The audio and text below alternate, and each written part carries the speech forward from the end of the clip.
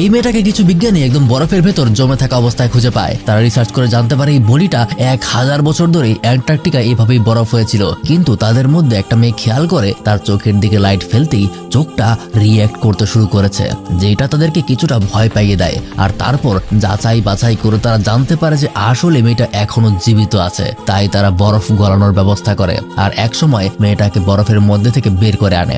এতক্ষণে তার শরীরের জমাট বাঁধা অবস্থায়ও স্বাভাবিক হতে শুরু করেছে।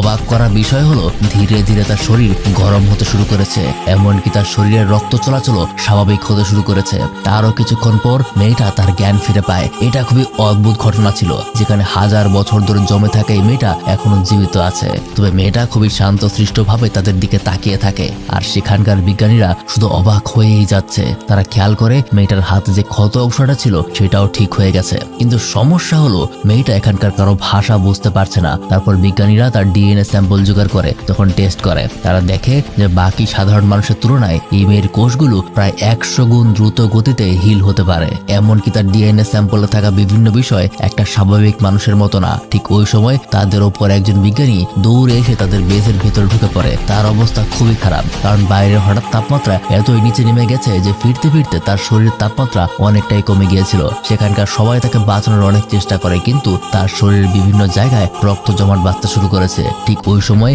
এখানকার শব্দ শুনে মেয়েটা বিষয়টা দেখতে আসে আর তার এই অবস্থায় দেখে সে শুধু নিজের হাতটা সেই বিজ্ঞানীর উপর রাখে আর দেখা যায় ধীরে ধীরে সে রিকভার হতে শুরু করেছে। তার শরীরের সকল ক্ষত এবং জমাট বাঁধা রক্ত স্বাভাবিক হতে শুরু করেছে। আর এটা দেখে এবার সেখানকার সকল বিজ্ঞানীরা একদম নিশ্চিত হয়ে যায় যে এই মেয়েটা কোনো সাধারণ মানুষ না, হয়তোবা পৃথিবীর বাইরের কোনো জীব যার মধ্যে আছে অলৌকিক ক্ষমতা।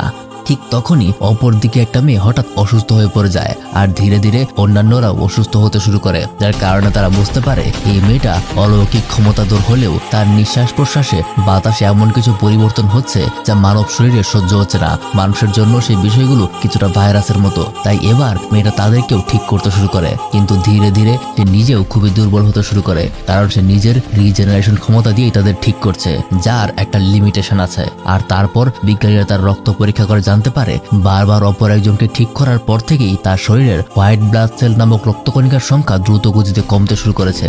আর এইভাবে চলতে থাকলে সে নিজেই অপরকে বাঁচাতে গিয়ে মারা পড়বে।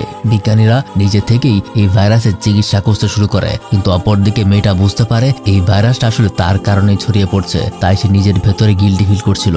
সে চাইছিল না তার কারণে আর কেউ মারা যাক। তাই রাতের বেলা সবাই যখন ঘুমাচ্ছিল তখন সে অসুস্থ রোগীদের ঠিক করতে শুরু করে, কিন্তু যতক্ষণে বাকিরা সেখানে এসে পৌঁছায় ততক্ষণে সবাইকে সুস্থ করতে গিয়ে সে নিজে অসুস্থ হয়ে মাটিতে পড়ে যায়। বিজ্ঞানীরা তাকে বাঁচানোর অনেক চেষ্টা করে, কিন্তু তাদের